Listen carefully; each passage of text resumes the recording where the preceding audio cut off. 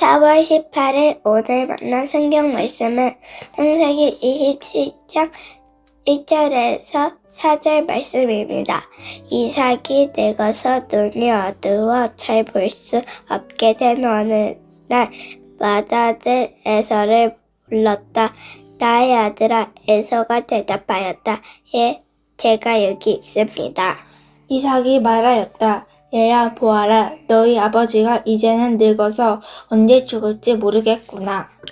그러니 이제 너는 나를 생각해서 사냥할 때 쓰는 기구들 곧 화살통과 활을 메고 들로 나가서 사냥을 해다가 내가 좋아하는 별미를 만들어서 나에게 가져오너라. 내가 그것을 먹고 죽기 전에 너에게 마음껏 축복하겠다. 아멘. 오늘 만나러 만나주시는 하나님을 기대합니다. 오늘 우리가 함께 읽은 본문 말씀은 한 가정 안에서 벌어진 갈등처럼 보이지만 사실 이 이야기는 단순한 가족사가 아닙니다. 인간의 선택과 하나님의 뜻이 정면으로 충돌하고 엇갈리는 장면입니다.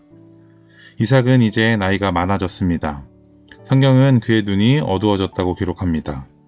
육신의 눈이 흐려지자 그는 죽음을 앞두고 마지막 축복을 준비합니다. 그리고 에서를 부릅니다. 죽기 전에 너에게 마음껏 축복하겠다. 이 장면은 인간적으로 보면 참 자연스럽습니다. 에서는 장자였고 이삭이 유독 사랑했던 아들이었습니다. 세상의 기준과 관습으로는 이삭의 선택이 전혀 틀려 보이지 않습니다. 그런데요, 바로 여기서 우리는 생각해 봐야 합니다. 육신의 눈은 어두워졌는데 자기의 생각은 오히려 더 또렷해진 상태. 하나님의 말씀보다 내 경험과 기준이 더 분명해진 상태. 이것이 신앙생활에서 가장 위험한 순간입니다. 이삭의 선택은 악해서가 아니라 너무 인간적이어서 문제입니다. 장자니까, 늘 그래 왔으니까, 내 마음이 가니까. 우리도 늘 이렇게 살아갑니다. 기도는 하지만 결정은 내 기준대로 하고, 말씀은 듣지만 선택은 익숙한 대로 합니다. 그렇게 하나님의 뜻은 내 삶의 중심부가 아니라 한쪽 구석으로 밀려나기 시작합니다. 이어 리브가를 봅시다. 그녀는 하나님의 뜻을 확실히 알고 있었습니다. 주님께서 그에게 대답하셨다. 두 민족이 너의 태 안에 들어있다. 너의 태 안에서 두 백성이 나뉠 것이다. 한 백성이 다른 백성보다 강할 것이다. 형이 동생을 섬길 것이다. 야곱이 축복의 통로가 될 것이라는 말씀을 이미 받았습니다. 하지만 이삭과 에서가 급하게 움직이자 그녀의 마음속에 조급함이 찾아옵니다. 그래서 그녀는 스스로 움직입니다. 염소 새끼를 잡고 변장을 시키고 속임수를 씁니다. 여러분, 이것은 지혜로운 선택이 아니라 월권입니다. 하나님의 뜻을 이루기 위해 내가 하나님의 자리를 대신하는 것이라 할 수 있겠지요. 리브가는 하나님의 뜻이 있음을 알았지만 믿지는 못했습니다. 우리의 신앙에서 인내를 잃어버릴 때 그것은 암과 삶이 분리되고 이로 인해서 생기는 다양한 문제와 상처와 분열을 보게 됩니다. 이 소란스러운 현장을 가만히 봅시다. 이삭은 감정으로 움직이고 리브가는 조급함으로 움직이며 야곱은 그 사이에서 눈치를 보며 따라갑니다. 놀랍게도 그 누구도 하나님께 묻지 않습니다. 하나님, 어떻게 해야 합니까? 라는 기본적인 질문이 실종되었습니다. 그런데 여기서 우리가 기억해야 할 놀라운 진리가 있습니다. 인간들은 서로 속이고 다투며 소란을 피우고 있지만 하나님은 그 인간의 연약함과 실수조차 선으로 바꾸어 언약을 성취해 가고 계셨다는 사실입니다. 인간의 잘못된 선택 때문에 하나님의 계획이 취소되지 않았습니다. 다만 하나님 없이 서두른 대가는 결코 가볍지 않았습니다. 관계가 무너지고 삶이 뒤틀리는 아픔을 겪어야만 합니다. 하나님은 인간의 굽은 막대기를 가지고도 직선을 그리시는 분이시지만 우리는 그 과정 속에서 불필요한 광야의 시간을 보게 됩니다.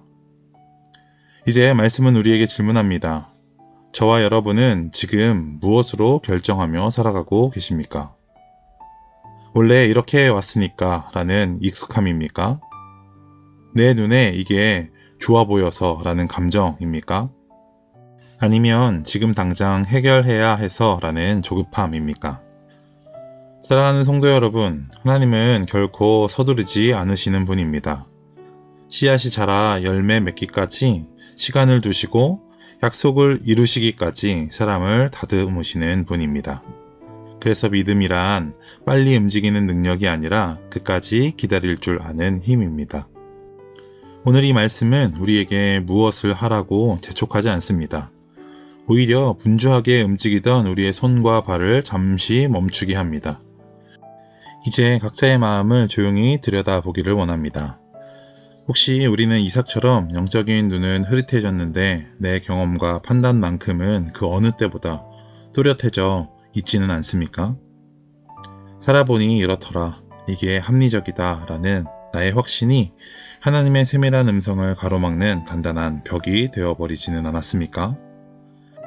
또한 리브가처럼 좋은 명분 아래 나의 조급함을 신앙으로 포장하고 있지는 않습니까? 하나님이 일하실 틈을 들이지 못한 채 내가 먼저 염소를 잡고 옷을 갈아입히며 하나님의 자리를 대신하려고 했던 모습은 없나요? 우리가 앞서 달려가느라 숨가빠할 때도 하나님은 여전히 약속의 산 위에서 당신의 시간을 묵묵히 걷고 계십니다. 오늘 이 시간 나를 증명하려 했던 조급함을 내려놓고 내 판단이 옳다는 교만을 내려놓고 그저 하나님의 신실하심 앞에 잠잠히 머물러 보시지 않으시겠습니까?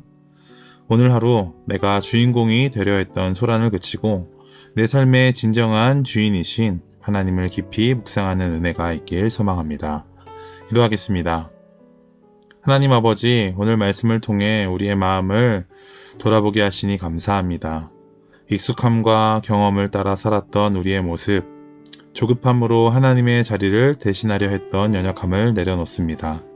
이제 우리의 판단이 아니라 주님의 뜻을 구하게 하시고 우리의 속도가 아니라 주님의 시간을 신뢰하게 하옵소서. 모든 선택의 자리에서 먼저 묻고 먼저 듣고 순종하는 믿음을 주시고 잠잠히 하나님을 기다릴 줄 아는 지혜를 허락하여 주옵소서. 감사드리며 예수님의 이름으로 기도합니다. 아멘. 이제 두 가지 기도 제목으로 함께 기도합시다. 첫 번째로는 오늘 주신 말씀을 기억하며 함께 기도합시다.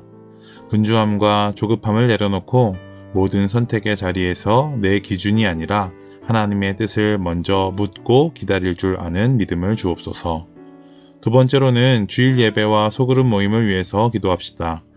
매일 드려지는 주일 예배 가운데 하나님 홀로 영광 받으시고 이어지는 소그룹 모임 속에서도 말씀이 살아 역사하여 서로를 세우는 은혜의 교제가 있게 하옵소서.